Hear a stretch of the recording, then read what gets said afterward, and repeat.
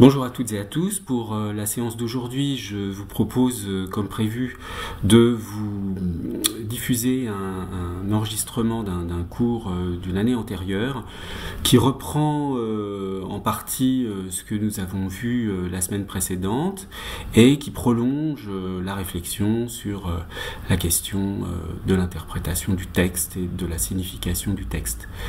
Je vous proposerai la suite de cet enregistrement dans le cours de la semaine prochaine et je vous souhaite donc une bonne écoute. Aujourd'hui, donc, je vais poursuivre le chapitre consacré à la question de la signification des phrases. Vous vous souvenez que je vous avais rappelé la dernière fois que l'un des grands principes de base de la sémantique de la phrase, c'est le principe de compositionnalité qu'on doit à Frege, Gottlob Frege, dont on a déjà parlé au sujet de la différence entre Sinn et Bedeutung, entre sens et référence. Et cette notion de compositionnalité, elle dit quelque chose de tout à fait intuitif, de tout à fait simple. C'est l'idée qu'on obtient le sens d'une phrase par la pure et simple combinaison du sens des mots qui composent cette phrase. Donc je connais un certain mot. Si je connais un certain nombre de mots, si je connais les mots employés dans la phrase, si je connais la syntaxe de la langue, eh bien, je suis capable, par compositionnalité, de déduire le sens de la phrase. Alors, ça fonctionne en général, évidemment, c'est un principe qui est absolument indispensable en sémantique, c'est-à-dire si le sens d'une phrase n'avait aucun rapport avec les mots qu'il y a dans la phrase, évidemment, l'accès au sens des phrases serait totalement impossible. Donc il faut bien qu'il y ait ce rapport de compositionnalité. Seulement, cette notion de compositionnalité, elle n'est pas l'alpha et l'oméga de la sémantique pour la phrase. C'est-à-dire qu'il y a beaucoup de choses qui doivent être comprises pour comprendre une phrase au-delà de ce que nous permet de déduire la pure et simple compositionnalité. Alors, on a vu que pour s'intéresser à cette question, dans notre perspective, c'est-à-dire la perspective qui consiste à examiner les structures linguistiques les unes après les autres, mots lexicales, mots grammaticales, phrases, textes ou discours, eh bien, il faut s'intéresser à la phrase toute seule, parce qu'après, on verra la question du texte ou du discours, sans faire de différence importante entre les deux. Mais avant d'examiner la question du texte, il y a une question qui se pose simplement déjà au niveau de la phrase. Et pour pouvoir traiter cette question au niveau de la phrase isolée, eh bien, il est utile d'exploiter cette notion développée par Mingnaud de phrase sans texte, donc d'une énonciation aphorisante, qui permet de produire des phrases, et qui est quelque chose aussi, qui est une espèce d'universel dans les langues, dans toutes les langues. Il y a ça. Donc, on s'intéresse à des phrases isolément d'un texte, pour essayer de comprendre. Vous voyez, c'est une sorte de méthode. Bonjour, je vous en prie. C'est une méthode qui permet d'analyser la signification palier par palier. Donc là, on est au palier de la phrase. On ne s'intéresse pas donc aux phrases dans lesquelles qu'on ne comprendrait pas parce qu'il y a un mot qu'on ne comprend pas, parce que ça nous renvoie à la question de la signification du mot. On s'intéresse à des phrases, mais à des phrases isolées. Alors, on s'était arrêté la dernière fois sur des proverbes africains que j'avais pris volontairement parce que des proverbes comme « même avec de l'eau sale on peut éteindre le feu »,« accroche ton sac là où tu pourras le décrocher », ce sont effectivement des phrases dont on connaît chacun des mots, mais bon, il n'est pas certain que sans les connaissances culturelles auxquelles ces proverbes sont associés, on puisse dériver simplement par compositionnalité le sens. Enfin, par compositionnalité, on dérive un certain sens, mais on ne peut pas considérer que c'est le sens du proverbe. Donc, on a vu que pour deviner, que c'était quand même assez difficile de deviner le sens de ces proverbes, et malgré tout, une fois qu'on a l'information, si vous voulez, on comprend on comprend véritablement le proverbe. C'est-à-dire qu'on le comprend après coup. Une fois qu'on nous a expliqué, on comprend le proverbe. Il devient transparent. C'est-à-dire qu'une fois que vous avez compris que même avec de l'eau sale, on peut éteindre le feu, signifie que bon, c'est un plaidoyer pour l'approximation, si vous voulez. Hein. C'est-à-dire que même si des solutions sont un peu bancales, pas tout à fait idéales, elles permettent même une solution moyenne, permet quand même de résoudre un problème. C'est mieux que pas de solution du tout. Hein. Donc même de l'eau sale peut éteindre le feu. Vous voyez que, en plus, si vous voulez, quand vous prenez la compositionnalité, vous allez dire pourquoi dans le proverbe on parle de l'eau sale, qu'elle soit propre ou sale, l'eau elle éteint le feu de toute façon. Hein. Mais on voit bien que l'eau sale, ici, l'adjectif sale, vise à apporter une espèce de caractérisation comme si l'eau dont on parlait avait quelque chose d'imparfait. Hein. Donc on voit bien que le rapport avec le sens du proverbe, il est en rapport avec le sens de la phrase, avec le sens des mots dans la phrase, mais il n'est pas en rapport immédiat. Mais en revanche, rétrospectivement, c'est transparent. C'est-à-dire, une fois qu'on a compris le sens, on comprend le rapport entre cette espèce de situation. Parce que le proverbe, c'est toujours comme ça. Hein. Ça vous décrit une situation très concrète, très pratique. Hein. J'éteins du feu avec de l'eau sale. Et en fait, cette situation un petit peu prototypique, elle vise à désigner, par généralisation, toute une catégorie de situations. Bon. Donc, ce qu'on peut conclure de l'examen de ces premiers cas, c'est que, certes, on a quelque chose d'un petit peu énigmatique dans ces phrases, c'est-à-dire qu'elles ne sont pas comprises tout de suite, comme je comprends, par exemple, une phrase du type « Pouvez-vous fermer la porte ?»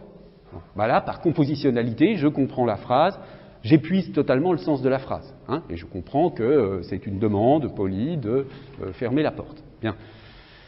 Des phrases comme celle-ci, les phrases proverbiales, ont un sens qui n'est pas aussi immédiat que le sens des phrases qui s'obtient par simple compositionnalité, mais en même temps, ce sens, il est énigmatique pendant pas très longtemps, hein, puisqu'on peut entièrement l'expliciter par paraphrase. Hein, c'est exactement ce que j'ai fait ici, en mettant, même avec de l'eau sale, on peut éteindre le feu. Je donne un équivalent, une sorte de traduction, si vous voulez, du proverbe, mais qui signifie la même chose. Hein. Certaines solutions sont efficaces, même si elles ne sont pas idéales. Alors, j'avais terminé en vous faisant remarquer que, évidemment, comment on s'en sert des proverbes, hein? Je veux dire, on est dans une situation donnée, et puis on va dire quelque chose. Par exemple, je ne sais pas moi, on va dire les chiens ne font pas des chats, pour dire, voilà, on parle du fils de quelqu'un qui s'est comporté d'une certaine façon à l'image de la façon dont son père ou sa mère se comportait, eh bien, on va dire, voilà, pour rendre compte de cette situation à partir d'une formule générale.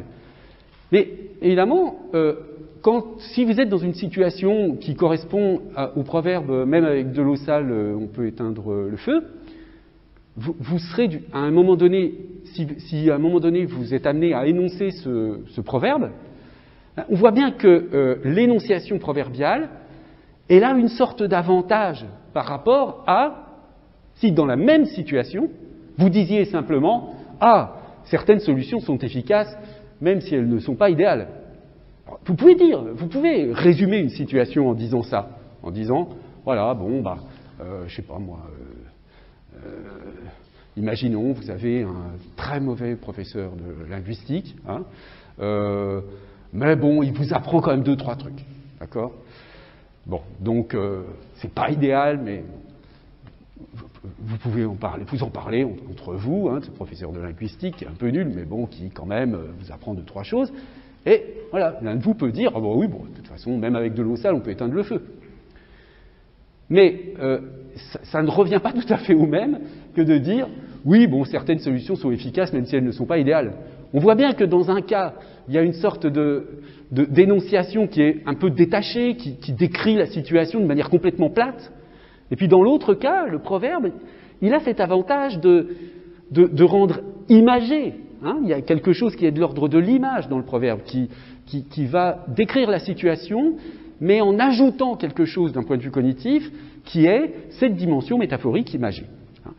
Si les proverbes n'avaient pas d'avantage, parce que, au fond, les deux phrases, certaines solutions sont efficaces même si elles ne sont pas idéales, ou même avec l'eau sale on peut éteindre le feu, ces deux phrases s'appliquent exactement aux mêmes situations.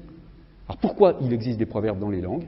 Précisément parce que ça permet de dire des généralités tout en ajoutant un effet cognitif qui est un effet d'image. Bien, mais je passe sur ce point. Ce qui m'intéresse surtout, c'est de noter que je peux entièrement expliciter le sens de ces phrases par paraphrase. Alors, l'étude des proverbes, ça s'appelle la parémiologie. Hein. J'ai noté le mot si vous ne le connaissiez pas. En linguistique, en tout cas, ça s'est développé beaucoup ces dernières années. Notamment, Georges Kléber, un sémanticien dont on aura plusieurs fois l'occasion de parler, a écrit des choses tout à fait intéressantes sur le sujet. Et voilà, on sait à peu près maintenant comment doit être structurée une phrase pour pouvoir fabriquer un proverbe. Hein. Alors, deuxième série d'exemples. Deux phrases de Lacan. Donc, vous voyez, à nouveau, on est dans des phrases sans texte, hein, des phrases qui circulent comme ça et qui n'ont pas besoin qui sont détachées d'un texte. Ils sont donc des énonciations aphorisantes. Il n'y a pas de métalangage. Premier exemple de Lacan, qui vient des écrits. Deuxième exemple, il n'y a pas de rapport sexuel. Et puis, troisième exemple, de Blanchot cette fois-ci, sans la prison, nous saurions que nous sommes tous déjà en prison. Alors, évidemment, ces phrases ne sont pas des proverbes. Hein. On pourrait, je ne vais pas le faire là, mais on pourrait facilement montrer qu'ils n'ont pas du tout les structures linguistiques qui permettent de parler de proverbes dans ces cas-là, mais ce sont quand même des espèces de phrases, de formules, d'aphorismes, si on veut. Qui sont connues pour certaines, vous les aviez peut-être déjà entendues, hein, les deux premières en particulier, les Blanchot, peut-être que c'est un petit peu moins connu, mais les grandes phrases de Lacan, du genre il n'y a pas de rapport sexuel, il n'y a pas de métalangage, elles ont beaucoup circulé, sont très connues. Alors là aussi, on connaît tous les mots. Hein. Bon, métalangage, c'est un peu plus technique, mais enfin, comme vous avez fait quand même un peu de linguistique, vous savez qu'un métalangage, c'est un langage qui parle du langage. Il y a le métalangage grammatical. Bon, quand on parle du langage, on utilise ce qu'on appelle un métalangage. Hein. Ça vient de la logique. C'est un langage au deuxième degré, un langage qui parle du langage. Bon, alors, le problème avec ces énoncés, c'est qu'ils sont paradoxaux. Il n'y a pas de métalangage, alors que on a l'impression qu'il y en a du métalangage, hein, puisqu'on peut toujours parler du langage. Donc il y a bien quand même du métalangage. Il n'y a pas de rapport sexuel. Bon, je ne vous fais pas un dessin, mais en principe, il y en a quand même. Sans la prison, nous saurions que nous sommes tous déjà en prison. C'est bizarre, parce que, je sais pas, nous, là où nous sommes, nous ne sommes pas en prison, au moins dans un certain sens. Mais bon. Donc ces phrases posent un problème de compréhension. Au-delà d'un problème qui serait posé par le sens des mots. Alors, comment est-ce qu'on peut faire pour connaître le sens? Alors, prenons la première et je vous donne un exemple. Hein, il y en aurait des dizaines, mais je vous donne un exemple d'interprétation possible qui vient d'Evelyn Grossman dans un livre intitulé « L'angoisse de penser ». Et si ça vous intéresse, hein, vraiment si le sujet vous intéresse, vous pouvez regarder l'ensemble du texte dans le lien que j'indique en haut. Alors, on peut lire ensemble, si vous voulez, pour voir comment le sens d'une phrase comme celle-ci peut être un peu explicité. Comment on fait? Alors, cette phrase bien connue de Lacan, il n'y a pas de métalangage, je l'ai toujours trouvée à la fois énigmatique et bouleversante. Bon, énigmatique, ça on vient de le dire, bouleversante, bon, ça c'est chacun. Il y a en elle quelque chose qui, pour moi, consonne avec la phrase de Hölderlin « Nous sommes un signe sans interprétation ». Phrase d'une redoutable difficulté pourtant, d'autant plus que le terme même de métalangage risque de prêter à confusion. L'usage qu'en fait Lacan n'entretenant qu'un rapport distant avec le sens restreint que lui donnent les linguistes. Alors évidemment, là, on semble ramener à la question du sens des mots. Parce que si... tout à l'heure, on a dit, métalangage, il y a bien du métalangage, puisque en linguistique, par exemple, on parle de métalangage, ou en logique, on parle de métalangage. Mais si Lacan utilise métalangage dans un sens différent du sens qu'utilisent les linguistes ou les logiciens, Évidemment, on se retrouve dans le problème relatif à la question du sens des mots, de la polysémie des mots. Quel est le sens dans lequel Lacan utilise ce terme?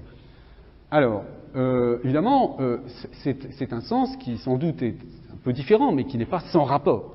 Donc, quand même, le fait de savoir ce que c'est qu'un métalangage pour des linguistes ou des logiciens va être utile pour comprendre le sens lacanien. La conférence, connue sous le titre « La science et la vérité » 1965, laisse peu de doute à ce propos. Alors, peu de doute sur le fait que la notion de métalangage est quand même différente de celle de la notion linguistique de métalangage. Alors, là, Evelyn Grossman cite ce passage de Lacan. « Prêtez ma voix à supporter ces mots intolérables, moi la vérité je parle », passe l'allégorie. Cela veut dire, tout simplement, tout ce qu'il y a à dire de la vérité, de la seule, à savoir qu'il n'y a pas de métalangage. Affirmation faite pour situer tout le logico-positivisme, que nul langage ne saurait dire le vrai sur le vrai, puisque la vérité se fonde de ce qu'elle parle et qu'elle n'a pas d'autre moyen pour le faire. Donc là, c'est la fin de la citation, on y reviendra, et ensuite, il y a la suite du commentaire. Y a-t-il ou non du métalangage? Donc vous voyez, ça reprend la question « il n'y a pas de métalangage », enfin la question, l'affirmation « il n'y a pas de métalangage ». Y a-t-il ou non du métalangage? Il va sans dire qu'à cette question, il ne sera pas répondu, pas plus qu'elle ne sera posée. Donc vous voyez, bon, on a une phrase qui dit « il n'y a pas de métalangage », mais en fait, le commentaire indique que la question de savoir s'il y a ou pas du métalangage, ben, elle va même pas être posée et on n'aura pas la réponse. Dans le texte, donc dans son commentaire. Il va sans dire qu'à cette question, il ne sera pas répondu, pas plus qu'elle ne sera posée. J'essaierai plutôt de l'évoquer indirectement à travers une interrogation qui me semble cruciale dans le domaine des études littéraires ou de la théorie de la littérature et sans doute bien au-delà. Interrogation qui se formule pour moi en ces termes. Dans quelle langue parle la théorie? Donc, il y a une sorte de déplacement de la question du métalangage. Donc, il n'y a pas de métalangage du côté de quelle langue parle la théorie. Pourquoi? Parce que quand on utilise le terme de métalangage, en linguistique notamment, on parle du langage qui parle du langage. Donc, on fait des théories linguistiques. Quand on fait une théorie linguistique, on est obligé d'utiliser un métalangage. D'où le lien, tout à fait naturel, de cette phrase de Lacan à la phrase « dans quelle langue parle la théorie ». Et puis le dernier paragraphe est peut-être donne un éclairage peut-être plus explicite. À cette question, on connaît la réponse de Roland Barthes. Postuler qu'il existe un état neutre du langage, donc un état neutre comme si la science pouvait être entièrement neutre. Un état neutre du langage est une illusion, une image théologique imposée par la science. Il faut dépasser, soulignait-il, l'opposition des langages-objets et de leur métalangage. Donc, cette opposition, langage-objet-métalangage, c'est typiquement ce dont on parle en linguistique. Quand on va en linguistique, on a des langues et puis on a l'outillage conceptuel de la linguistique qui parle des langues et c'est ça qu'on appelle le métalangage. Donc, l'opposition des langages-objets et de leur métalangage, opposition qui reste finalement soumise au modèle paternel, bon, on peut peut-être se passer de paternel, mais au modèle paternel d'une science sans langage. On ne discutera pas ici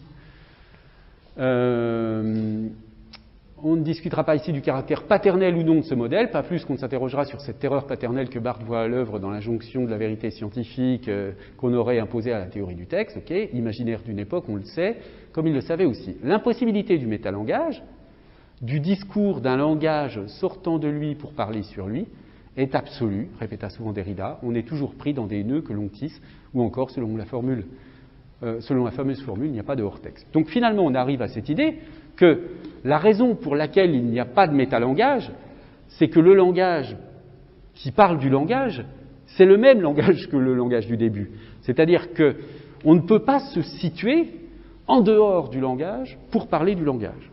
On est toujours... L'être humain n'a pas le choix, quoi qu'il dise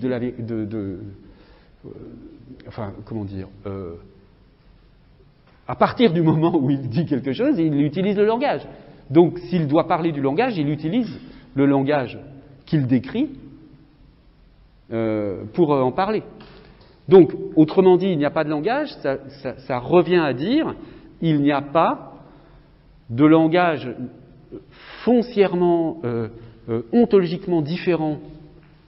Il n'y a pas un langage pour parler du langage qui serait ontologiquement différent du langage dont on parle. Donc, il n'y a pas de hors-texte, il n'y a pas de lieu en dehors du langage pour parler du langage. Donc, ça s'éclaire un petit peu comme ça, hein, grâce à ce dernier paragraphe. Mais vous voyez que si vous essayez de comprendre la phrase « il n'y a pas de métalangage » dans le contexte lacanien, hein, vous aurez beaucoup plus de difficultés. Donc on comprend bien ici qu'on est dans une formule dont je vous ai donné ici une interprétation, mais qui pourrait en avoir d'autres. Formule qui ne dit pas n'importe quoi non plus, d'accord ? Hein, bon, alors on peut le supposer, on peut dire oui, bon, ben c'est comme disent parfois les anglo-saxons ou les Français qui sont proches de ce type de critique, c'est du bullshit, hein, c'est-à-dire c'est du blabla qui ne veut rien dire, c'est n'importe quoi, etc. Hein, bon, c'est ce qu'on a beaucoup reproché au structuralisme de cette époque, et c'est vrai que dans certains cas, il y a un peu de délire. Mais en l'occurrence, Lacan est quand même un auteur, on peut en penser ce qu'on veut, mais c'est quand même un auteur qui est critiqué, qui est reconnu. C'est pas comme prendre une phrase au hasard en prenant des mots, comme on avait vu, hein, un générateur de phrases qui produit des phrases qui n'ont aucun sens. Bon, là, ce sont quand même des phrases qui sont dites pour une certaine raison, mais simplement, on a du mal à la trouver, cette raison. Donc, vous voyez qu'on est dans une situation complètement différente de la situation des proverbes, où il y avait dans le proverbe quelque chose d'un petit peu étrange ou d'énigmatique au début, mais ce caractère étrange ou énigmatique est entièrement,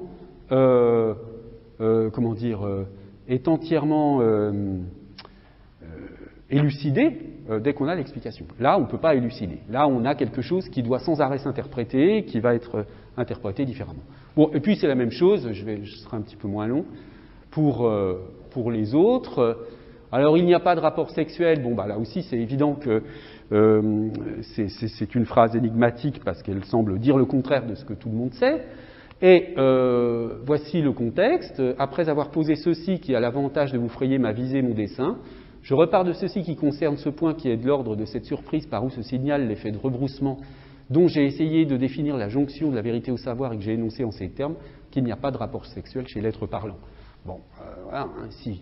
Il faut vraiment avoir travaillé cet auteur pour essayer de tirer quelque chose de ces phrases. Hein. En tout cas, de la phrase « il n'y a pas de rapport sexuel ». Alors, dans un autre texte qui est un texte tiré d'une émission de radio, on a cette phrase « le signifiant n'est pas propre à donner corps à une formule qui soit du rapport sexuel », d'où mon énonciation. Il n'y a pas de rapport sexuel, sous-entendu, formulable dans la structure. Ça reste toujours très énigmatique. Et puis vous avez un commentateur très connu de Lacan, Jacques-Alain Miller, qui dit, voilà, en gros, ce qu'on peut comprendre, pourquoi on peut quand même défendre cette idée aussi paradoxale qu'elle semble qu'il n'y a pas de rapport sexuel, c'est qu'il y a tellement d'écart entre, alors pour prendre l'exemple, disons, prototypique du rapport sexuel homme-femme, c'est que il n'y a tellement pas il y a une différence tellement gigantesque entre l'homme et la femme qu'il n'y a pas vraiment de rapport entre eux. Hein, et que ce rapport sexuel, on l'appelle rapport, mais c'est une illusion. D'accord ? D'où ce commentaire de Jacques-Alain Miller. Au terme, Lacan a pu dire qu'il n'y a pas de rapport sexuel, que le mode de jouir n'est pas programmé de nature au niveau de l'espèce humaine, mais qu'il s'établit différemment. Hein, il s'établit différemment pour chacun des deux sexes et à un autre niveau pour chacun un par un. Voilà. Donc, c'est comme ça qu'on pourrait gloser un petit peu cette idée, mais enfin, là aussi, il y a beaucoup de commentaires. Il y a un livre, d'ailleurs, de Barbara Cassin, et je ne sais plus, peut-être... et un autre philosophe très connu, dont le nom m'échappe là pour l'instant. Bon, bref, donc c'est encore une formule qui requiert beaucoup de réflexion et d'analyse pour trouver un sens. Hein, pour être comprise. Et puis la dernière, sans la prison, nous saurions que nous sommes tous déjà en prison. Bon, ça c'est vraiment l'écriture du fragment. On peut comprendre quand même quelque chose. Hein. L'idée, c'est qu'en fait, nous nous croyons libres, mais en fait, nous sommes déterminés par toutes sortes de chaînes. Nous sommes, au fond, dans notre vie normale, nous sommes prisonniers de toutes sortes de choses. Hein. On n'est pas complètement libre, on est entravé par toutes sortes de contraintes, toutes sortes de... Par exemple, ici, vous êtes entravé par la contrainte d'éviter de vous servir de vos téléphones et de faire des SMS pendant que je parle, parce que ça me déconcentre. Voilà. Hein, ça fait partie des contraintes. Comme vous avez un enregistrement du cours, je vous l'ai déjà dit, vous n'êtes pas obligé de venir, donc si vous venez, voilà, vous écoutez. Voilà, c'est une contrainte. Hein, mais vous avez quand même l'impression d'être libre. Pourquoi ? Parce que pour les gens pas libres, il y a la prison. Donc la prison, qui prive les personnes de liberté, elle vous donne l'impression que puisque vous n'êtes pas en prison, vous êtes libre. Et en réalité, vous n'êtes pas libre. Et d'où cette formule, sans la prison, nous saurions que nous sommes tous déjà en prison. Alors, évidemment, je fais une interprétation très... un peu simpliste de cette phrase, qui a d'autres ramifications, d'autres enjeux. Mais tout ça fait partie, si vous voulez, d'une façon d'écrire, d'une façon de produire des phrases dont on peut dire qu'elle requiert donc de l'interprétation, ce qu'on va appeler une dimension herméneutique, hein, c'est-à-dire qu'il va y avoir là un travail d'interprétation à faire qu'on va retrouver bien sûr aussi dans le cas du texte. Pour ceux que ça intéresse, la question de l'écriture du fragment, hein, je vous renvoie à ce lien qui est un article que j'ai écrit il y a longtemps qui s'appelle « Figure de hasard, manière de trace, définition, structure et motivation du texte fragmentaire ». Alors, troisième exemple de phrase sans texte. Encore complètement différent. Et encore des exemples de phrases dans lesquelles on comprend tous les mots. Bon, là, il y a un nom propre dans le dernier, Princesse Brandon, mais peu importe, c'est un nom propre. Et qu'est-ce que vous comprenez là ? Si tous les chevaux avaient pour faire des aimants, le cœur des amants cesserait de battre. Quand les oiseaux nageront, la moule fera preuve d'énergie. Princesse Brandon déglutira une petite mirabelle gaiement dans un cajot. Alors, est-ce que certaines ou certains d'entre vous savent d'où elles sortent, ces phrases ? Vous savez ce que c'est ? Est-ce que vous avez une supposition, une idée ? Est-ce que ça vous fait penser à quelque chose, ces phrases ?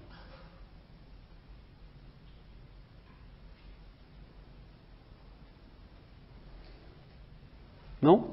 Mais en fait, tout simplement, ce sont des jeux surréalistes. Hein. Ce sont des phrases produites dans des configurations de cadavres exquis.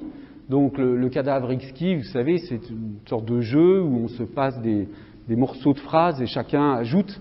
Hein, donc on fait compléter une phrase par quelqu'un qui ne sait pas ce qui a été écrit avant. Donc forcément, ça produit des phrases étranges. Hein. Voilà, donc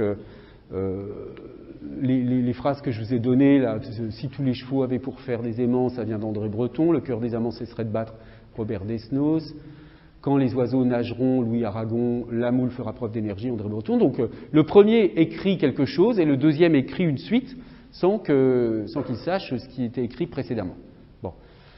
Alors, évidemment, c'est une façon très particulière, très bizarre, enfin de produire des phrases, avec cette idée donc très explicite chez Breton qu'on cherche ainsi à rendre à la poésie le sens de l'immensité de ses pouvoirs perdus, c'est-à-dire à faire en sorte qu'on fasse que les mots soient utilisés pour produire du sens différent, pour désinstrumentaliser un petit peu l'usage des mots.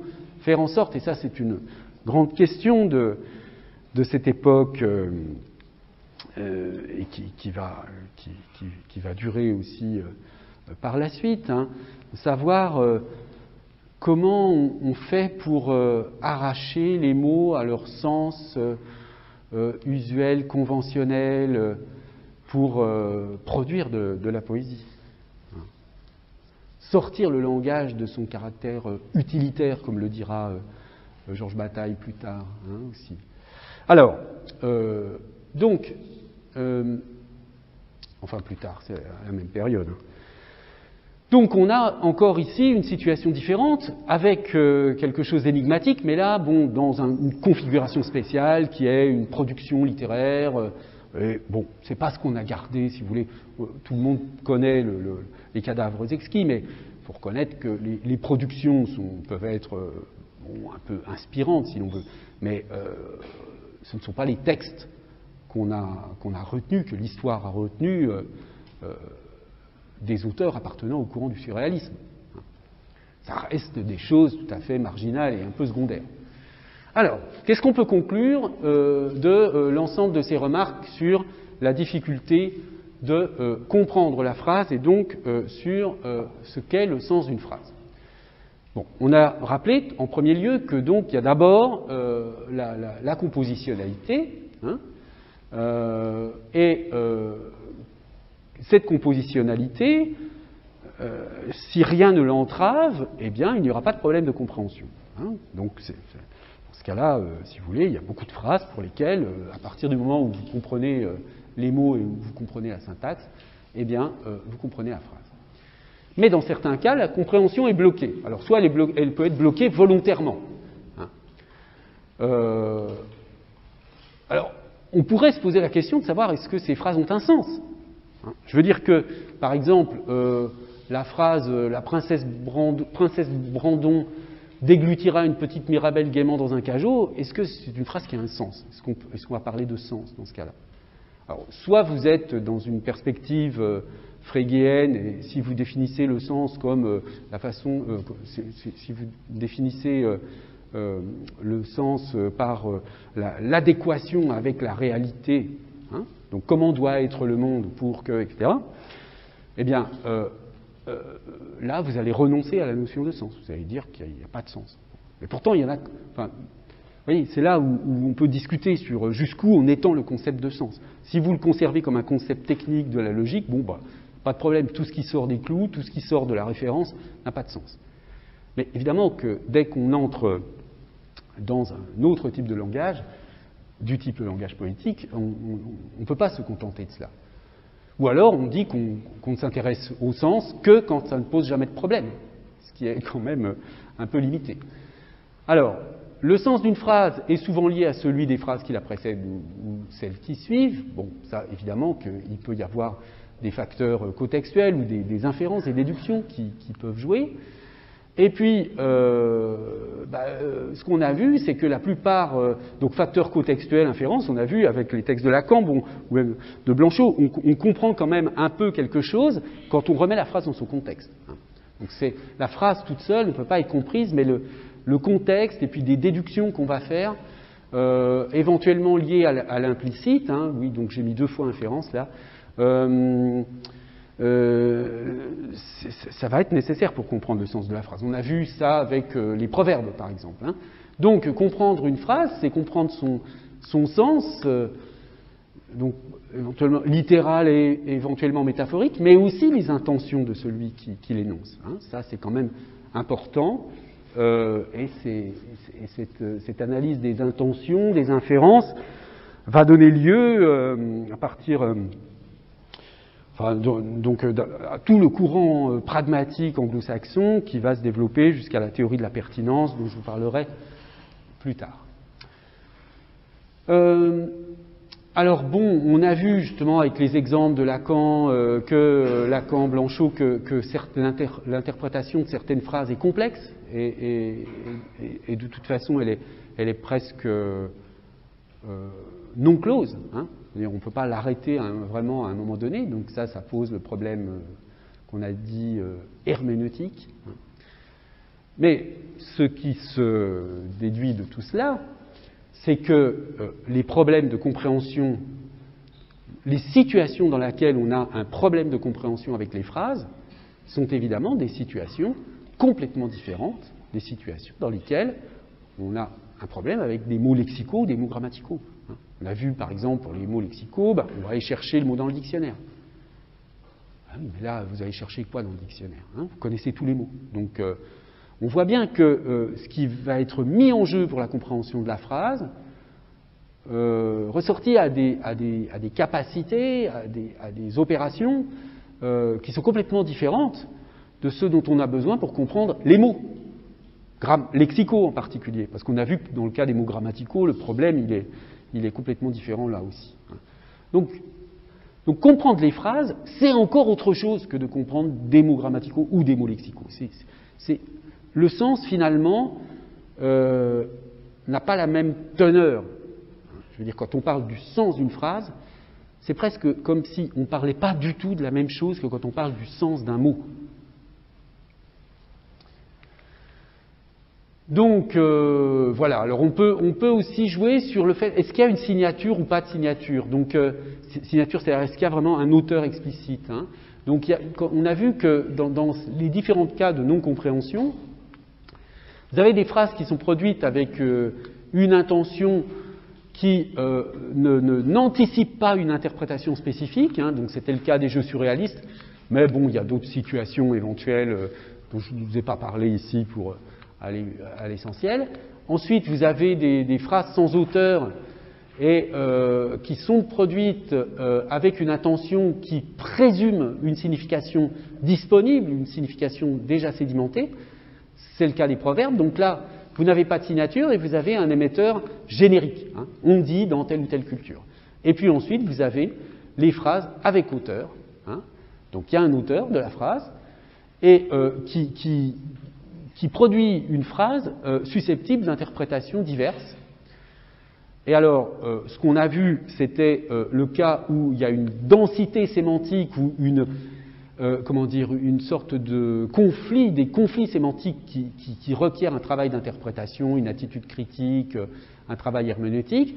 Alors, je n'ai pas parlé des petites phrases politiques, hein, très souvent, vous avez des petites phrases qui circulent, qui choquent l'opinion et qui, en fait, ont un double sens. Hein, peuvent être interprétées d'une manière scandaleuse ou d'une manière pas spécialement scandaleuse, et les hommes politiques jouent volontairement sur cette duplicité. Bon, je n'ai pas d'exemple en tête, là, je ne vais pas développer ce point.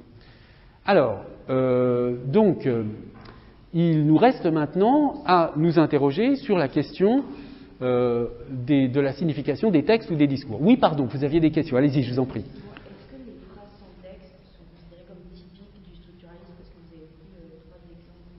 Non. J'ai pris ces exemples-là parce que ce qui est typique de cette époque structuraliste, c'est quand même effectivement une écriture comme ça, très énigmatique au fond, hein, une écriture très paradoxale.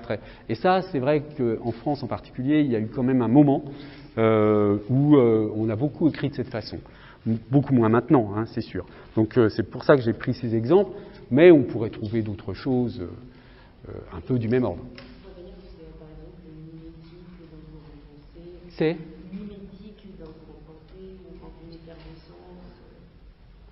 d'une époque, vous voulez dire?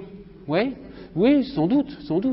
C'est-à-dire que ça dénote aussi un rapport au langage. C'est-à-dire qu'un auteur, dans cette période, s'il n'est pas énigmatique, s'il est trop transparent, il n'est pas reconnu comme un auteur d'un certain genre, qui est valorisé à cette époque-là, etc.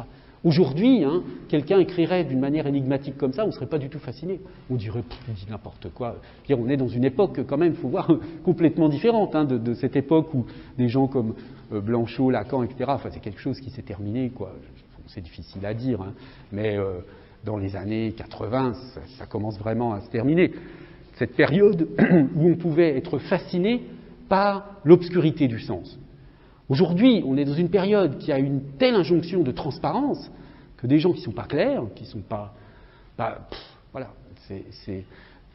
on exige la clarté de la part des auteurs d'une certaine façon. On ne peut plus écrire comme ça aujourd'hui. Hein. Alors on peut écrire des choses complexes, mais pas tout à fait sur ce modèle-là.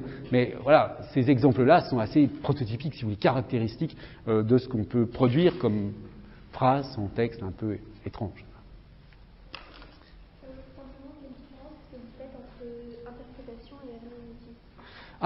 Pour l'instant, c'est la même chose. L'herméneutique, ça va être une démarche dans laquelle il y a nécessité et historicité des interprétations. On va le revoir tout à l'heure avec une citation de Rastier. La dimension herméneutique, elle suppose qu'on sorte du pur et simple décodage de la signification. Hein. Et on va avoir donc des strates d'interprétation qui vont varier.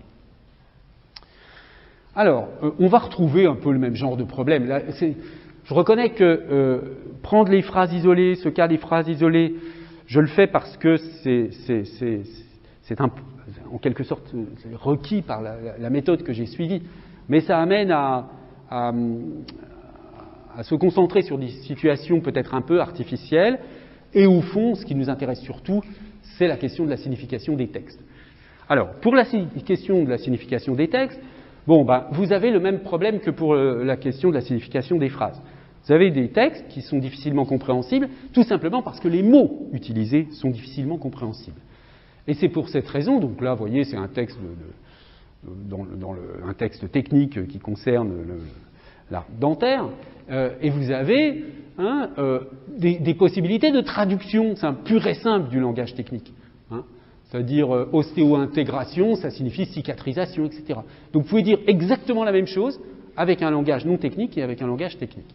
Donc là, ce n'est pas un problème spécifique à la compréhension du texte, bien que quand vous êtes dans un début d'apprentissage d'une langue technique, ça devient compliqué quand il y a trop de mots que vous ne connaissez pas. Mais en tout cas, ce n'est pas un problème de compréhension spécifique à la structure textuelle, c'est lié simplement au sens des mots. Mais en général, les textes techniques ne posent pas de problème, même si ça a l'air très compliqué comme ça. Bon, bah, il y a des traductions, il y a des équivalences.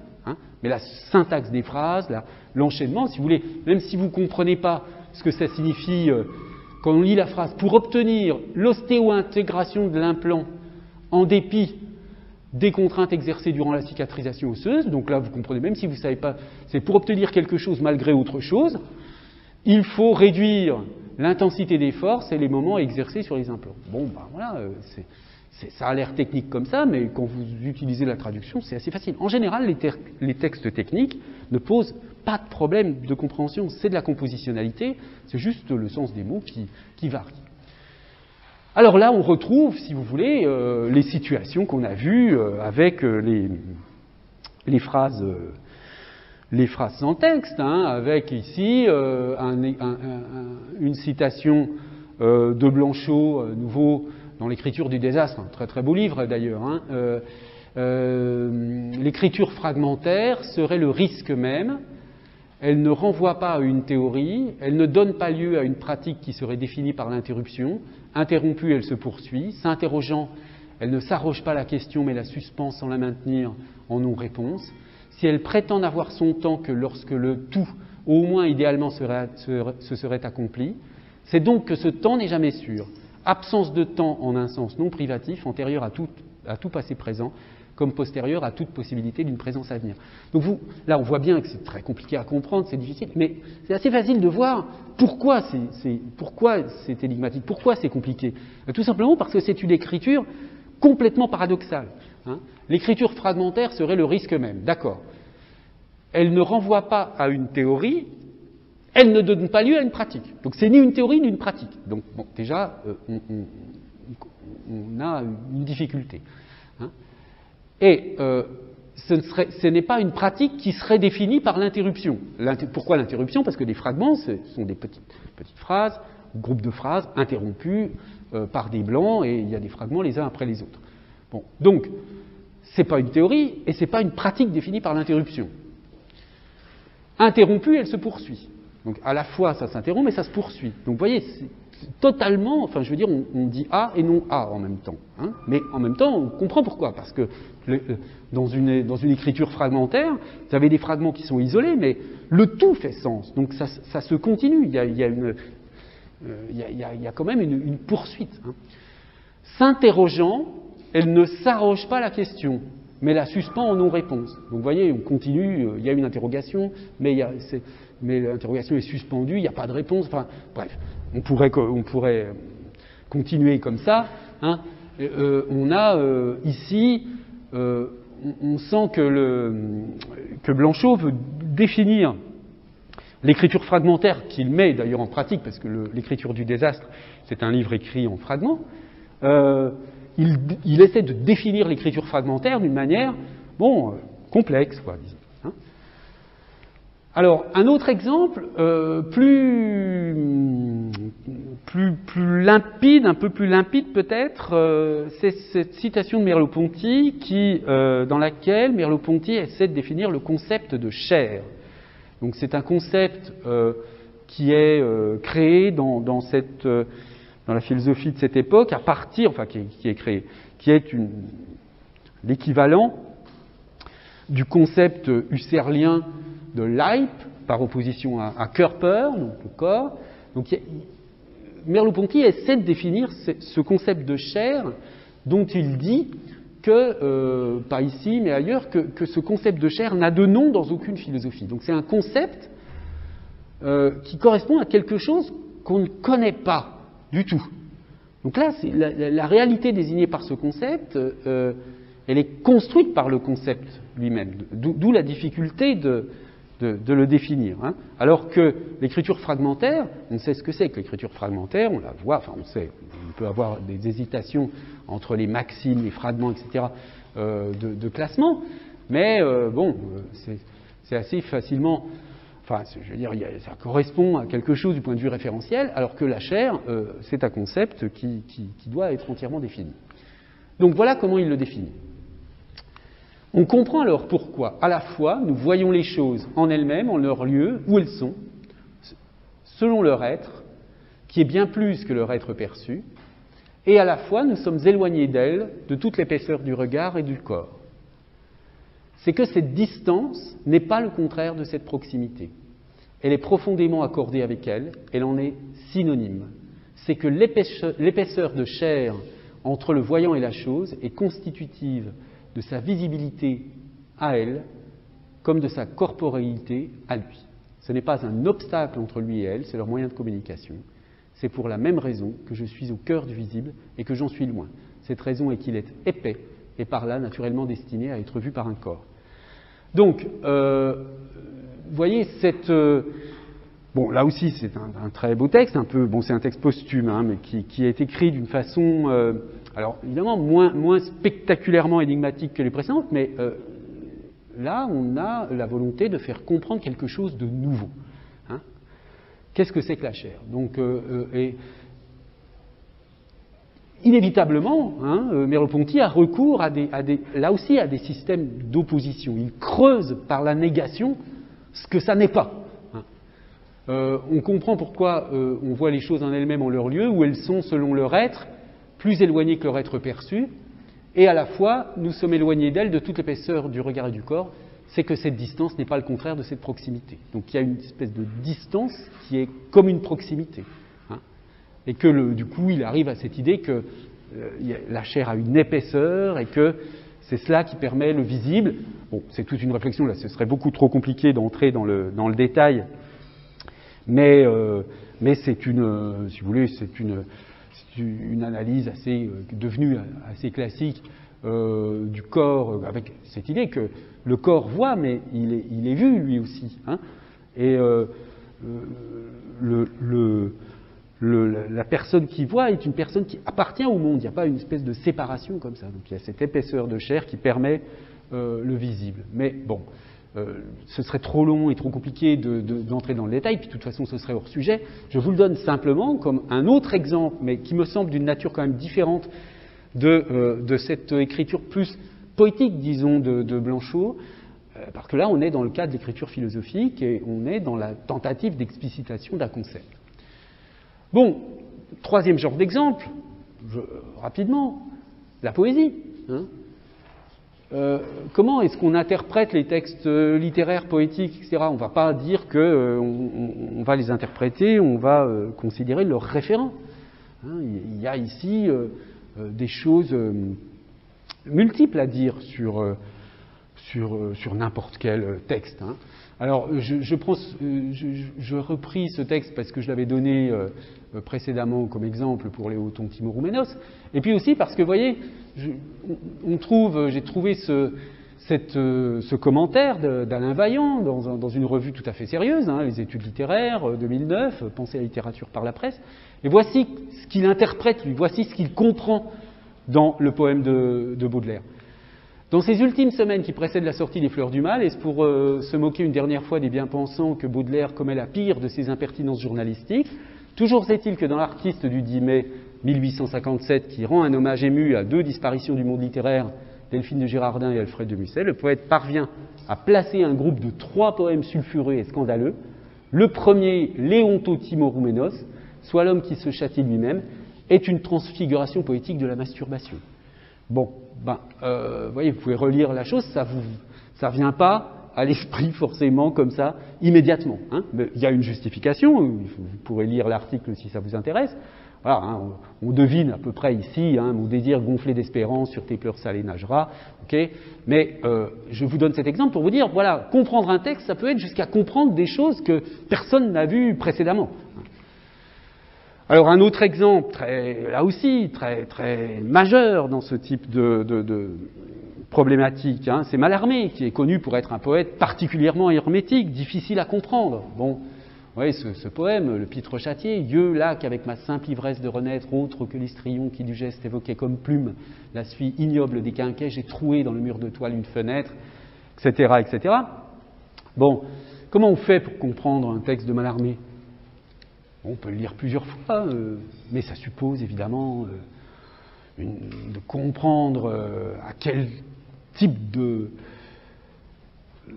forme poétique Mallarmé s'oppose. Hein, quand un écrivain, il n'est jamais, ça Deleuze le disait très bien, jamais devant une page blanche. L'écrivain, il n'est jamais devant une page blanche. Il est au contraire toujours précédé, saturé. Enfin, sa page, elle est saturée de tout ce qu'il a lu, de tout ce qui existe, de tout ce qui est écrit. Et il y a une œuvre véritable quand un auteur réussit à construire une forme littéraire différente, quand même inédite, ou tout au moins déplacée par rapport à des formes antérieures. Bon, donc Mallarmé, s'il écrit de cette façon-là, c'est en réaction, en réaction, pas forcément par opposition, mais par différence avec des courants antérieurs, notamment le romantisme, voire le symbolisme, etc. Bon, on ne va pas se lancer dans l'analyse littéraire, mais je voudrais vous faire remarquer la chose suivante, c'est que vous pouvez avoir, malgré la complexité du texte, hein, alors je vais m'arrêter sur ce tercet. Hilar hors de cymbales à des points irrités. Tout à coup, le soleil frappe la nudité qui pure s'exhala de ma fraîcheur de nacre.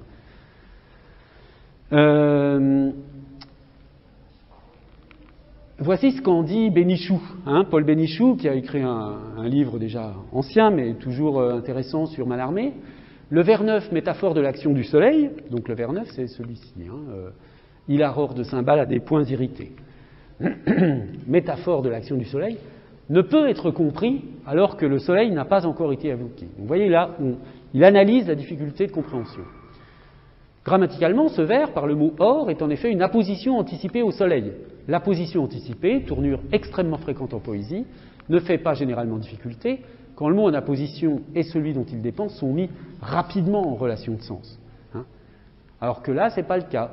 Or, ne se détache pas suffisamment pour que nous percevions, sitôt que paraît soleil, la relation de ce mot avec lui.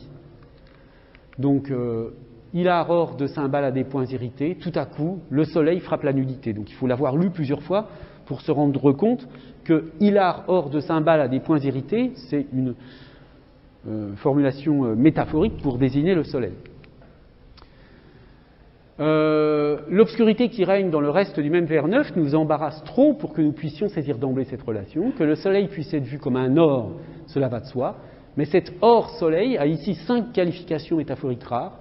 Il est hilar, comme on dit que la lumière rit ici agressivement. C'est un or de cymbales, expression qui sans doute rapproche par la couleur le cuivre des cymbales de l'or du soleil, mais qui surtout, sous ce prétexte, établit une parenté entre l'éclat du soleil et un bruit fracassant ou menaçant, car ce soleil cymbale est irrité.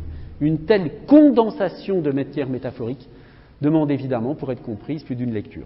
Donc une fois que vous avez lu ça, vous avez lu des analyses critiques, hein, vous pouvez tout d'un coup voir cette métaphore. Hilar hors de cymbales à des points irrités. Donc vous avez non seulement ce jeu sur les sonorités là, hilar hors, ar hors, hein, il y a quand même là quelque chose de frappant.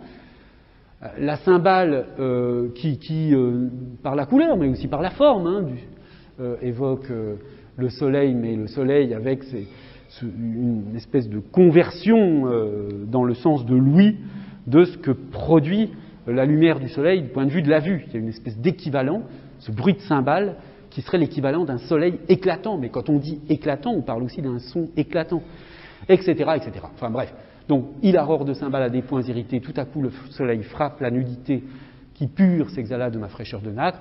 Chaque vers doit être travaillé, repensé, etc., pour être compris. Mais là aussi, on ne s'arrêtera pas nécessairement à une interprétation. Hein. Alors, vous avez des auteurs, mais ça c'est très marginal et c'est presque comique. Hein. Il y a un certain Michel Gauthier qui a écrit il y a quelques années un livre Mallarmé en clair ou l'obscurité poétique vaincue mot par mot, où il traduit en français, en question on ose dire, hein, j'avais fait il y a longtemps un article sur ce sujet, les traductions françaises de Mallarmé, alors que c'est déjà écrit en français, mais on le traduit pour essayer de le rendre compréhensible. Bon, bah, évidemment, ça rate beaucoup, disons, la dimension esthétique du poème, mais c'est une tentation, évidemment. Hein. Alors, concluons sur ce point formulé de manière intéressante par Christian Doumet dans un livre « Faut-il comprendre la poésie ?» La question qui se pose avec la poésie, c'est ça, c'est au fond, est-ce que la poésie, on a besoin de la comprendre? Alors voici ce que dit Doumet. Les lectures critiques de la poésie, de quelque tradition qu'elle se réclame, se fixent comme objet d'élucider le poème. Alors vous voyez, d'une manière caricaturale avec des livres comme L'obscurité poétique vaincue mot par mot.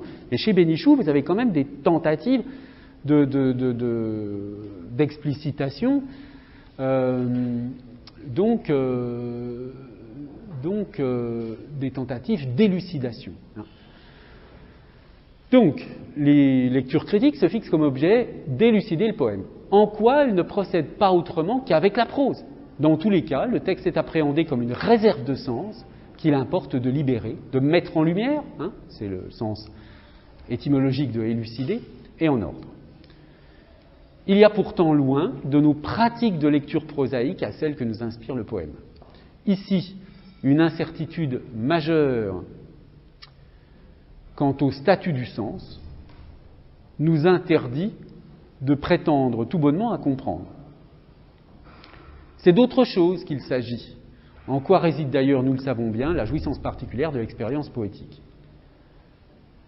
Le livre part de ce constat pour prendre pleinement en compte la déroute initiale des mécanismes de compréhension face au poème. Donc vous voyez, comme on s'interrogeait sur le fait de savoir dans quel genre de difficulté de compréhension on se trouve parfois avec des textes, bon, bah, le poème est typiquement le genre de texte dans lequel on peut, pas obligatoirement, mais on peut avoir une sorte de déroute des mécanismes de compréhension, comme dit ici Christian Doumet.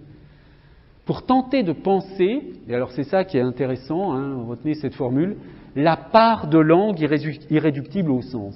Hein, la part de langue irréductible au sens, pour s'attacher enfin à cette perte essentielle des repères sémantiques, linguistiques et référentiels qui se nomme étrangeté. Un tel concept ne peut... voilà, bon, c'est la notion d'étrangeté qu'il peut y avoir dans la poésie.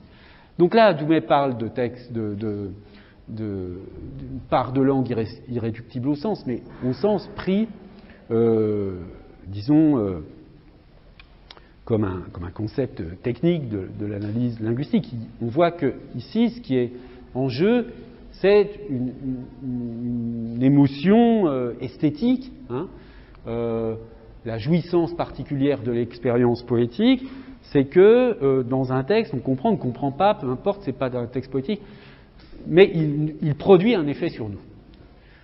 Donc, quelques conclusions au sujet du texte, hein, donc le rôle du contexte, de l'intertextualité, parce que comme je le disais tout à l'heure, pour comprendre un texte de Mallarmé, ça fait allusion parfois à d'autres textes, mais ça vaut pour toutes sortes d'autres cas de figure. La catégorie textuelle, le genre compte évidemment beaucoup, hein, genre poétique, genre critique, genre philosophique. La structuration interne du texte, le problème des interprétations possibles, donc le le problème herméneutique, et puis ce qu'on vient de voir avec Doumet, la part de langue irréductible au sens. Donc, ça signifie qu'au-delà de simplement cette notion de décodage, de comprendre un texte, ce serait récupérer l'information qui est donnée dans le texte. Alors, pour certains textes, c'est le but simplement. On a besoin d'une information. Je ne sais pas moi, si vous lisez un mode d'emploi de quelque chose, vous avez besoin d'une information que vous comprenez pour pouvoir agir d'une certaine façon. Bien. Mais cette notion de décodage, elle doit être complétée, et ça c'est l'exemple de la poésie, et peut-être l'exemple le plus élémentaire, le plus évident pour cela. Le but de la poésie, c'est pas simplement, comme le dit Doumet, de comprendre, ou alors il faudrait dire c'est comprendre, mais dans une autre dimension du comprendre.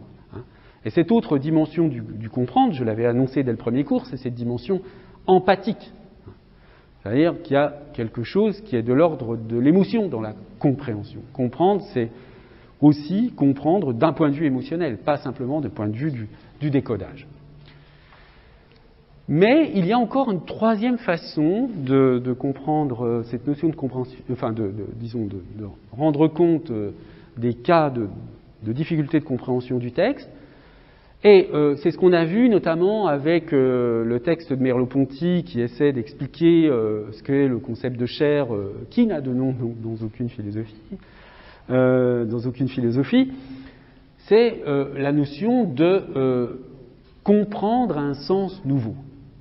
Comment on fait pour comprendre quelque chose de complètement nouveau, qu'on n'a jamais compris auparavant, et qui n'est pas un simple assemblage de notions déjà connues.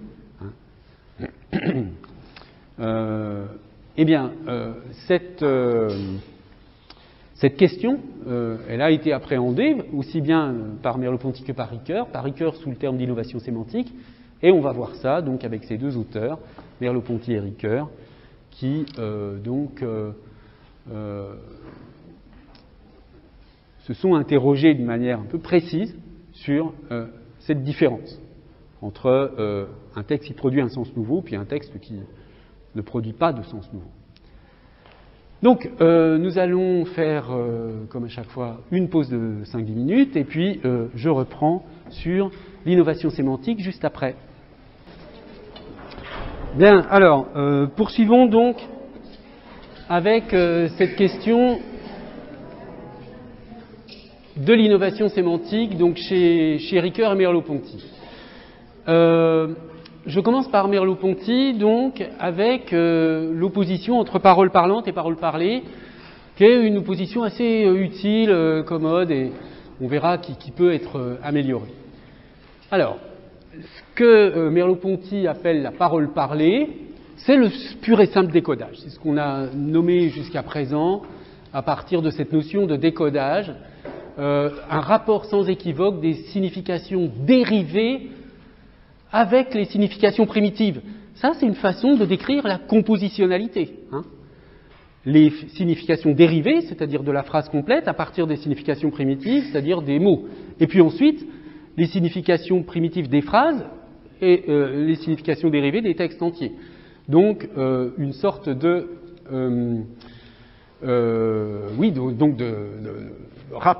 ce que Merleau-Ponty appelle ici le rapport sans équivoque des significations dérivées avec les significations primitives et de celles-ci avec des signes par eux-mêmes insignifiants. Bon, laissons passer pour l'instant la deuxième partie de la phrase qui engage autre chose à comprendre.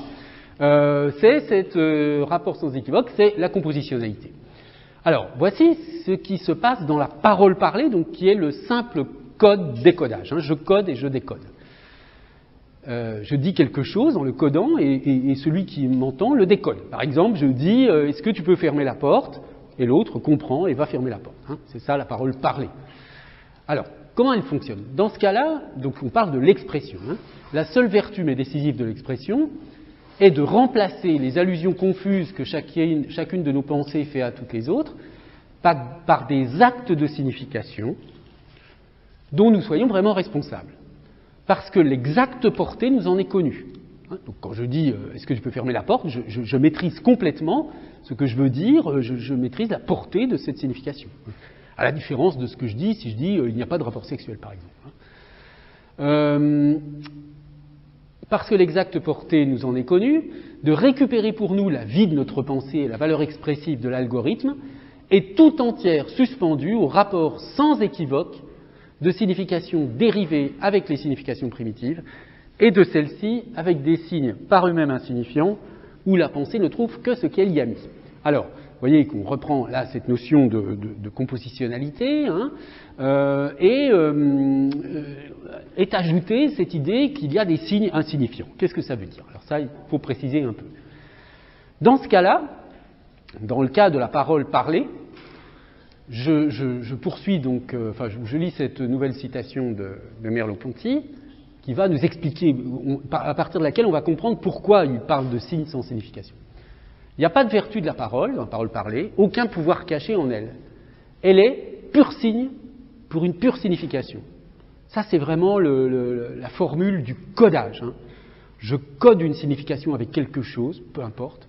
L'important, c'est qu'on soit d'accord sur le code et que ce soit facile et qu'on puisse décoder. Donc, pur signe pour une pure signification. Celui qui parle chiffre sa pensée, c'est-à-dire il la code, chiffrer au sens de coder.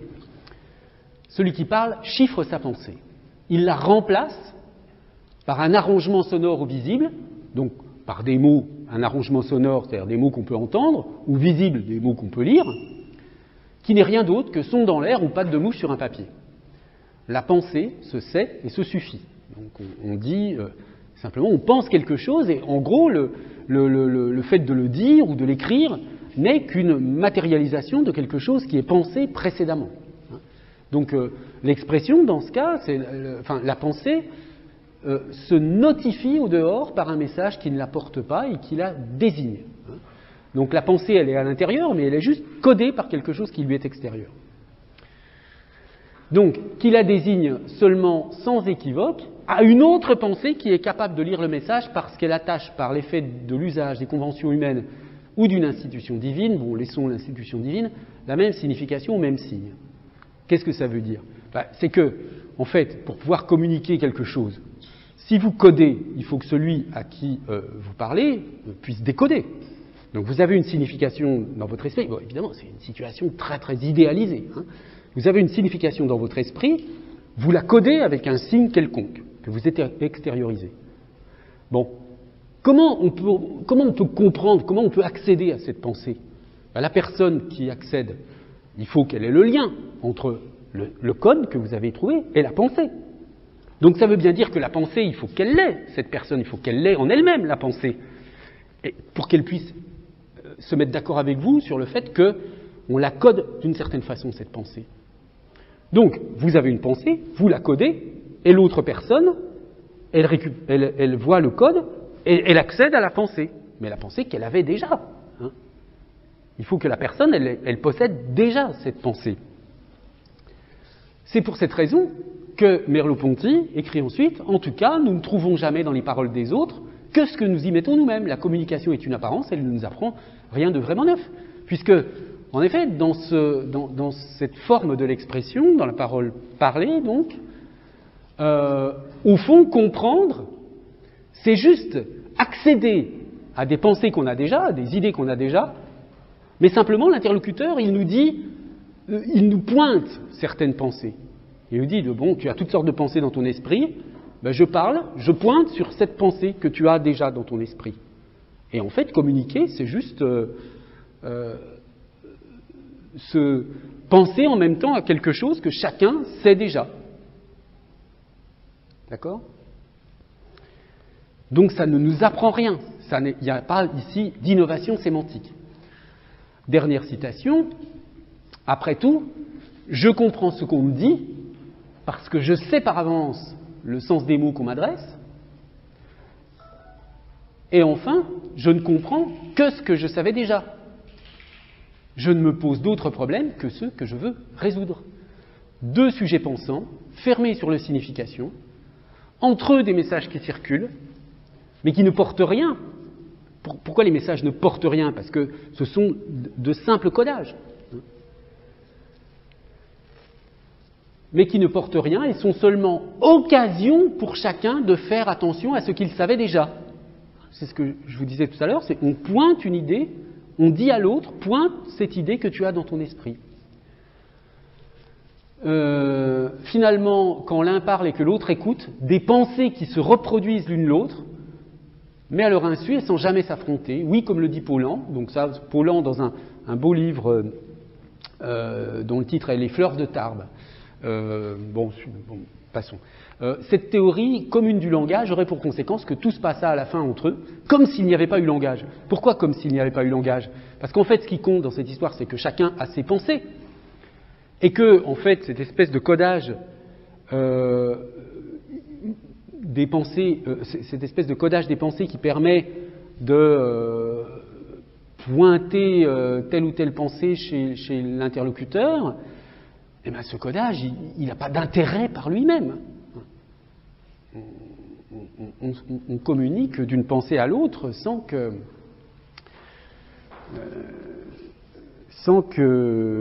la façon de coder ait la moindre importance. Donc il y a deux grandes caractéristiques de la parole parlée. Il y a le caractère arbitraire des signes. On code d'une façon totalement insignifiante. Je veux dire, on code d'une manière indifférente. D'accord ? Je dis chat, mais le son pour désigner le chat aurait pu être n'importe quoi d'autre. Donc voilà. L'histoire des langues fait en sorte qu'il y a un certain nombre de significations qui sont associées à un certain nombre de mots, et puis voilà, on les récupère par héritage, etc. Et puis donc le caractère compositionnel des significations, rapport sans équivoque des significations dérivées avec les significations primitives. Donc on voit bien là comment la parole parlée, définie de cette façon-là, à partir de l'arbitraire et de la compositionnalité, on voit bien comment la parole parlée est incapable de transmettre du sens nouveau.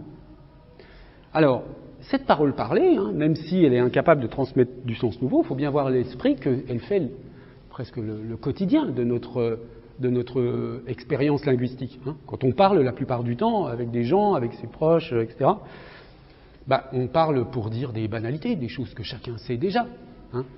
Quand vous discutez, vous parlez du beau temps, d'un film que vous avez vu, etc. Enfin bon, un film encore c'est différent, mais bon, mettons qu'on échange, quand on échange des banalités, on est dans cette situation de la parole parlée, mais c'est pas seulement parce que ce sont des banalités, c'est aussi parce que en procédant ainsi, on pense ensemble à la même chose. On se dit rien de nouveau, certes, mais on pense ensemble à la même chose. Donc ça joue un rôle social, cette parole parlée. Elle joue un rôle social parce que c'est ça qui permet l'échange et de se dire on est dans le même monde. On reste d'ailleurs dans le même monde. On reste à ne parler que des choses qu'on connaît. On écoute, on ne fait que des choses qu'on fait déjà, qu'on sait déjà. Et on se comprend entre personnes qui parlent la même langue et qui partagent les mêmes, mettons, les mêmes références culturelles. Bon. Mais en tout cas, on ne produit aucune innovation sémantique, on n'apprend jamais rien de nouveau. On est toujours dans le même univers, éventuellement, mais par composition. C'est-à-dire, voilà, vous avez lu un livre de telle personne, et puis vous en lisez 25 autres, c'est la même chose, mais juste l'histoire est un peu différente. Bon, je pense à la paralittérature qu'on trouve dans les gares. Bon, mais il y a un plaisir à faire ça. Il n'y a pas on n'apprenait rien, mais enfin, il y a un plaisir. Bon. Alors, Merleau-Ponty, évidemment, s'intéresse surtout à la production du sens nouveau, mais il s'intéresse aussi quand même à la réception, à la lecture. Donc là, il prend cet exemple de Stendhal pour expliquer comment ça fonctionnerait, la parole, qui ne serait pas seulement la parole parlée. Parce qu'évidemment, les livres, quand on lit des livres, on lit parfois pour rester dans le même monde. C'est d'ailleurs la même chose pour la presse. La plupart des gens lisent uniquement la presse qui correspond au courant politique dans lequel ils se trouvent pour se renforcer dans le même monde, pour exister dans le monde où ils sont. Et c'est assez rare qu'on aille s'intéresser à ce qu'on ne connaît pas, à ce qu'on connaît mal, etc. On a tendance, c'est une tendance tout à fait naturelle, à s'enfermer dans un monde, à rester tout le temps dans le même monde et à avoir peur dès que les significations deviennent incompréhensibles. Bon, alors c'est pas votre cas, vous êtes à l'université, donc vous êtes là pour tout le temps être dans des situations où vous êtes amené à apprendre des choses nouvelles. D'ailleurs, en vous expliquant ce concept d'innovation sémantique et en vous expliquant ce que ça signifie, je suis en train de pratiquer, d'ailleurs, avec vous, l'innovation sémantique. C'est-à-dire que petit à petit, dans tout mon discours, là, à la fin de ce cours, vous aurez probablement importé dans votre esprit une signification nouvelle, qui n'était pas là ce matin quand vous êtes venus, à moins que vous soyez des spécialistes de Ricoeur ou de Merleau-Ponty. Mais voilà, vous allez acquérir un sens nouveau dans votre esprit, pas quelque chose que vous aviez déjà connu auparavant. Et ce n'est pas juste un mot nouveau du dictionnaire, hein, c'est un concept nouveau qui va modifier un petit peu les choses. C'est un peu ce qu'explique ici Merleau-Ponty. Le livre ne m'intéresserait pas tant s'il ne me parlait que de ce que je sais. De tout ce que j'apportais, il s'est servi pour m'attirer au-delà. Donc, la langue qu'on connaît. Hein. Vous lisez un roman de Stendhal en français, vous connaissez le français, donc vous apportez votre langue, ce que vous connaissez de la langue. À la faveur de ces signes, dont l'auteur et moi sommes convenus, parce que nous parlons la même langue, il m'a fait croire justement que nous étions sur le terrain déjà commun des significations acquises. Il s'est installé dans mon monde, puis insensiblement, il a détourné les signes de leur sens ordinaire et il m'entraîne comme un tourbillon vers cet autre sens que je vais rejoindre. Je sais, avant de lire Stendhal, ce qu'est un coquin, au sens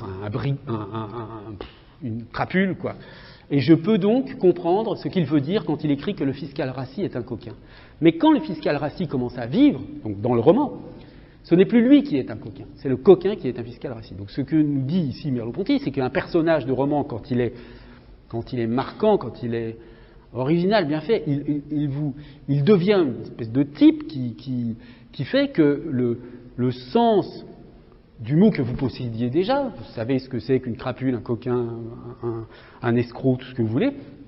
Bon, ben, le sens que vous attachez à ce mot va être modifié par la lecture du roman. Pas juste par l'explication d'une autre signification, mais par la lecture de tout d'un roman qui va dessiner un personnage. Comme là, pour vous expliquer la notion d'innovation sémantique, je ne peux pas me contenter de donner une espèce de définition en 3 mots. Je suis obligé de passer par toutes sortes d'explications, par des détours, pour que peu à peu, c'est ce que je fais avec vous, hein, je m'installe dans le terrain commun des significations que vous possédez déjà, et on va déplacer un petit peu ces significations pour introduire, faire une place à ce nouveau concept, à partir duquel les choses vont se réorganiser. Bon, alors, évidemment, le problème avec Merleau-Ponty, c'est le problème, c'est la limite, si on veut, hein, c'est que sa façon de décrire la parole, l'opposition entre la parole parlante et la parole parlée, est assez allusive. Hein. La parole parlante, elle apparaît quand l'écrivain détourne, dit-il, les signes de leur usage ordinaire, il leur fait subir une torsion secrète. Alors, vous voyez, tout ça, pour les linguistes, c'est un petit peu approximatif. Hein. On dit que l'innovation sémantique est un sens latéral ou oblique. Bon, on comprend bien pourquoi, parce que ça échappe à la compositionnalité. Mais ça reste, malgré tout, un peu trop allusif pour les linguistes. Alors voyons un peu ce qu'en dit Ricoeur, donc un très grand philosophe français qui est mort il y a quelques années maintenant, 1913-2005. Je vous conseille... dans les podcasts de France Culture, il y a une série d'émissions sur Ricoeur où il est interviewé. Ça a été rediffusé il n'y a pas très longtemps, je me souviens. Et je vous conseille d'aller écouter, c'est vraiment intéressant. Bon, au-delà de ce cours, hein, simplement par curiosité intellectuelle. France Culture, je crois que c'est dans l'émission des Nouveaux Chemins de la Connaissance. Mais il y a une fonction recherche dans les podcasts de France Culture. Vous écrivez Paul Ricoeur et vous tomberez dessus. Bon, enfin bref. Donc Ricoeur, très intéressant, un des rares philosophes à avoir vraiment travaillé sur le langage, donc c'est pour ça que c'est un philosophe très intéressant pour les linguistes. Alors, bon, des petites remarques techniques préalables. Alors que vraiment la notion d'innovation sémantique et l'opposition et la notion de parole parlante, c'est vraiment la même chose.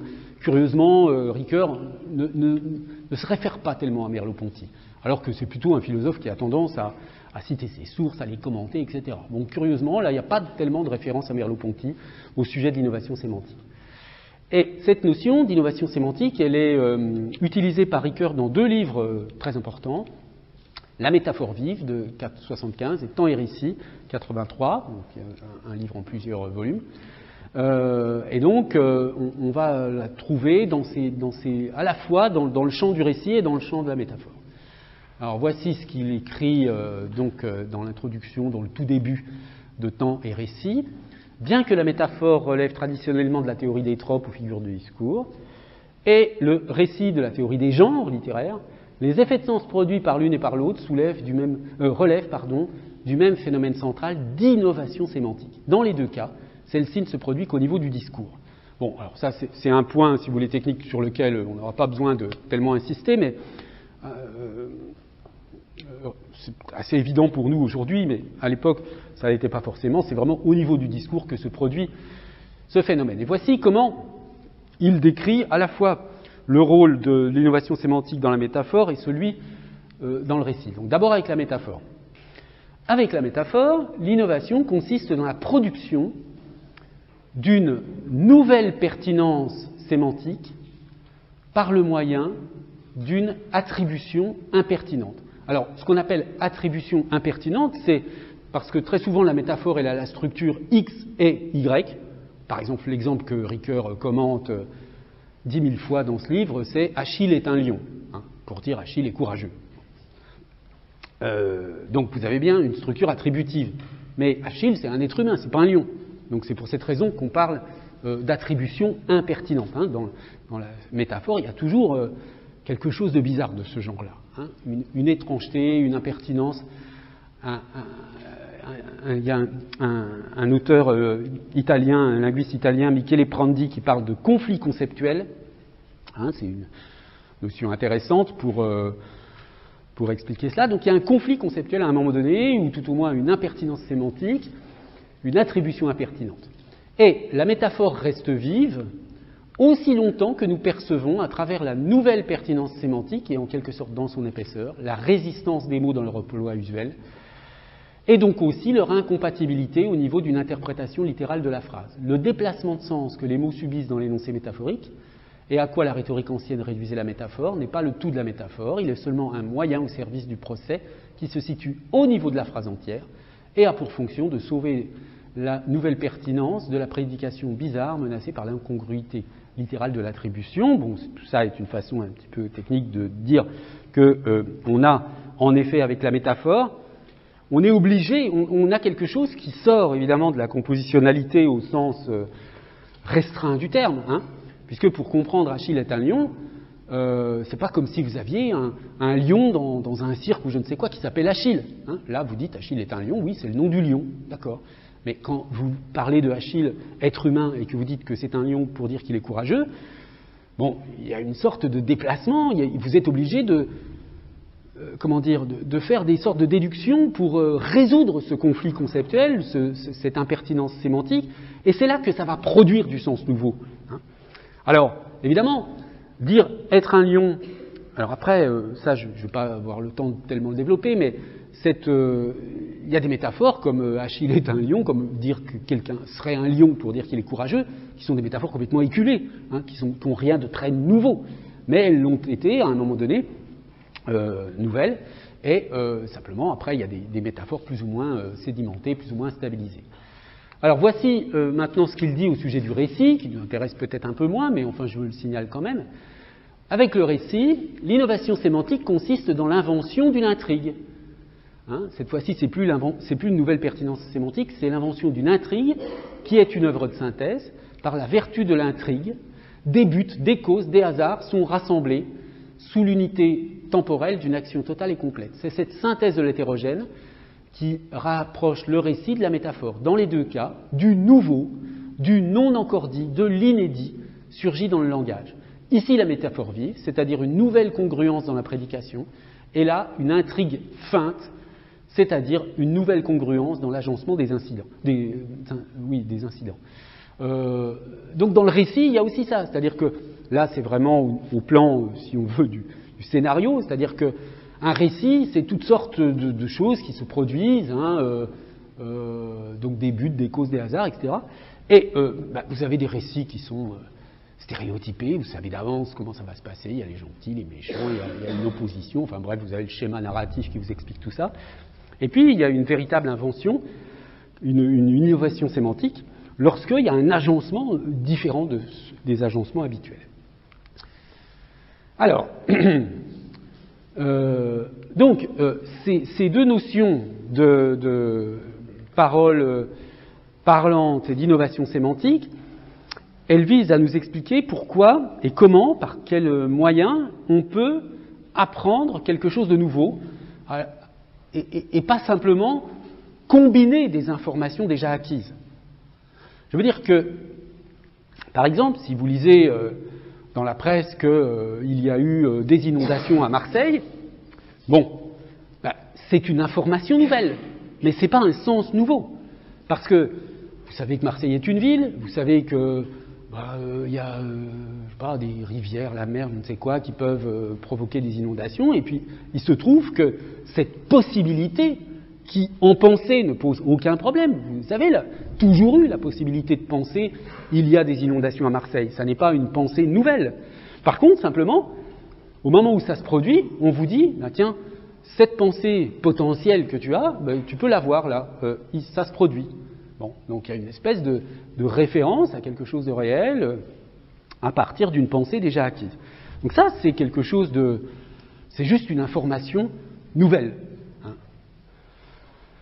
Mais, par exemple, dans cette situation d'aujourd'hui, où j'essaie de vous expliquer la notion d'innovation sémantique, en vous disant que c'est l'acquisition d'un sens nouveau, l'intégration dans votre esprit d'un sens nouveau, je ne vous donne pas une information nouvelle. Parce que cette notion d'innovation sémantique, une fois que vous l'aurez bien intégrée, que vous l'aurez peut-être un petit peu travaillé en relisant le cours, en relisant les diapositives du cours, ou en lisant un extrait de Ricoeur, ou je ne sais quoi, cette notion, elle va être intégrée dans les notions que vous possédez déjà. Et vous allez désormais faire une différence entre sens nouveau et information nouvelle. Différence qu'a priori vous n'avez pas tellement de raison de faire précédemment et qui n'est pas forcément immédiatement accessible. Donc vous voyez qu'il y a quand même une différence extrêmement importante entre, bon voilà, on peut le formuler comme ça, entre une information nouvelle et un sens nouveau. Et comment on acquiert les sens nouveaux ? On acquiert des sens nouveaux, en tout cas pour ce qui concerne le langage, mais la même chose vaudrait pour de la musique, pour du cinéma, pour n'importe quoi. Hein. Par exemple, je ne sais pas, dans le cinéma, des auteurs comme Godard ou plus récemment comme Dumont ont apporté des choses entièrement nouvelles, des nouvelles façons de voir, nouvelles façons de regarder, etc. Hein. Les films. Bon, donc, mais nous, pour ce qui concerne le langage, ce qui nous intéresse, on a donc cette possibilité d'accéder à des sens nouveaux, grâce à quoi ?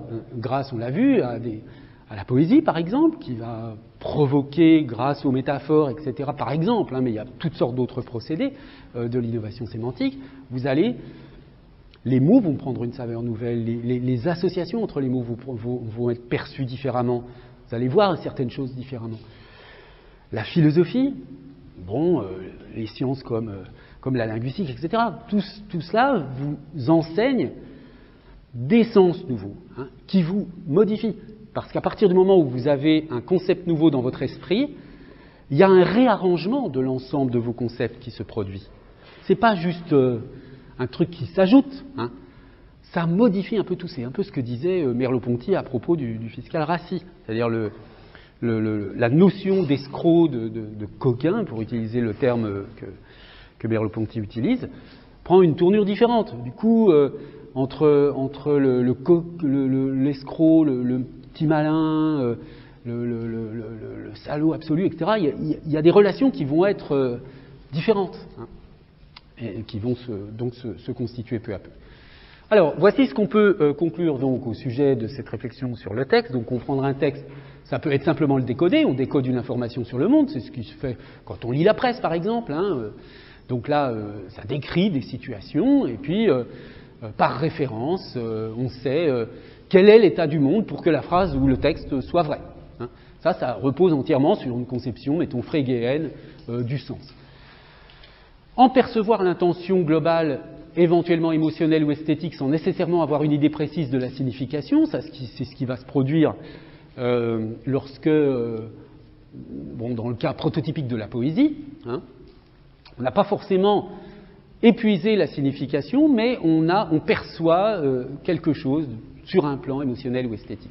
Et puis ensuite, il y a l'idée de comprendre, comprendre quelque chose qu'on n'avait pas compris auparavant, dans diverses perspectives, conceptuelles, esthétiques, historiques, etc. Donc, l'analyse linguistique des textes devrait pouvoir s'attacher à toutes ces formes du comprendre, mais en réalité, selon les spécialisations, certains qui font de la sémantique plutôt formelle ou logique vont s'intéresser qu'au premier point, d'autres uniquement à l'aspect herméneutique. Donc, au fond, on peut rapporter quand même d'une manière générale le sens d'un texte à une pratique d'interprétation, et c'est ce que dit cette citation de Rastier sur laquelle on va s'arrêter aujourd'hui, en disant que le sens du texte est immanent non au texte, mais à la pratique d'interprétation. Donc c'est la pratique d'interprétation qui produit le sens, ce n'est pas le texte tout seul. Nous reconnaissons que chaque lecture, savante ou non, trace un parcours interprétatif qui correspond à l'horizon du lecteur. La sémantique des textes, donc ça on est bien du côté là, de l'analyse sémantique au niveau des textes, la sémantique des textes, propose une description des parcours interprétatifs. Le sens actuel du texte n'est qu'une de ces actualisations possibles. Le sens complet serait constitué de l'ensemble des actualisations, en d'autres termes, l'ensemble des horizons possibles. Comme la notion même de sens complet reste illusoire, une description linguistique ne propose pas une lecture scientifique qui se substituerait aux autres, mais une identification des contraintes linguistiques sur les parcours interprétatifs. Donc vous voyez, ce passage est extrêmement intéressant. Il indique bien ce que la spécificité d'une approche sémantique, donc linguistique des textes, par rapport à d'autres approches littéraires, stylistiques, etc. Enfin, quoique ça a une dimension stylistique. Donc l'idée, là, c'est que le linguiste, il aide à identifier des contraintes sur les parcours interprétatifs. On ne peut pas interpréter n'importe comment, il y a des contraintes qui sont explicitables dans le texte. Et puis le deuxième paragraphe, lui, indique l'idée que le sens donc n'est jamais terminé, le sens d'un texte n'est clôturable que par l'arrêt de ses lectures, qui appartiennent à l'heure au passé, il quitte la tradition et la vie. Cette clôture témoigne plutôt d'une fermeture que d'une plénitude. Donc parfois le sens des textes est arrêté d'une certaine façon parce qu'on arrête de les lire. En revanche, les textes qui sont relus gardent un sens ouvert, leur sens a une histoire vivante, celle de leur tradition interprétative, etc. Donc vous voyez, il y a, c'est ce que j'annonçais tout à l'heure, il y a dans la dimension herméneutique dans la posture herméneutique qu'on est obligé d'avoir pour certains textes, il y a une interprétation variable, instable, qui a une histoire. Donc, ce qu'on peut dire jusqu'à présent, c'est que donc on a vu que tous